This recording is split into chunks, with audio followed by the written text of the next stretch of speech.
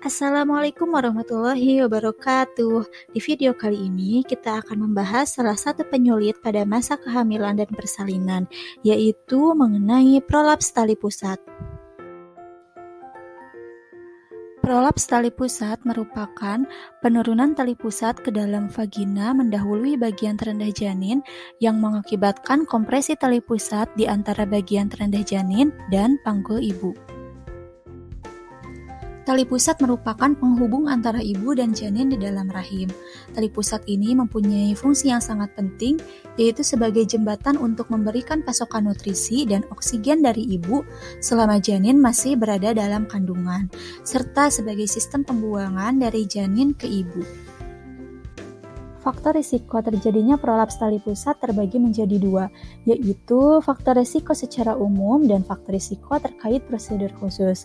Faktor risiko secara umum terdiri dari multiparitas, berat lahir kurang dari 2.500 gram, prematuritas, anomali kongenital, presentasi sungsang, letak lintang atau tidak stabil, anak kedua pada kehamilan ganda, polyhydramnion, bagian janin yang terpresentasi belum engage, dan plasenta letak rendah atau abnormal.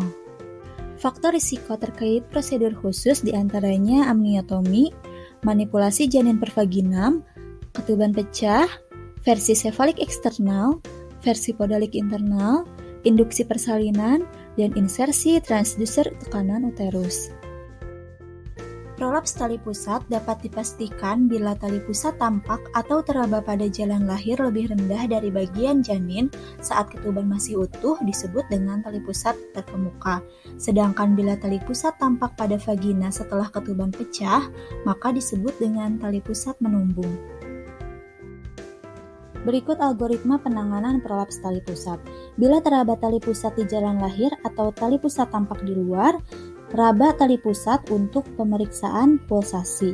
Bila pulsasi teraba, maka berikan ibu oksigen 4-6 liter per menit dengan kanul nasal atau sungkup. Jangan memindahkan tali pusat secara manual, lalu posisikan ibu dalam posisi mid-chest atau Trendelenburg, lalu berikan tokolisis untuk mengurangi kontraksi uterus, setelah itu lakukan rujukan. Bila pulsasi tidak teraba, maka kita pastikan apakah bayi dapat lahir per vaginam. Bila iya, lahirkan per vaginam. Bila tidak, lakukan rujukan.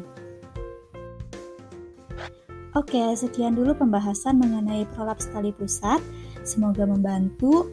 Assalamualaikum warahmatullahi wabarakatuh.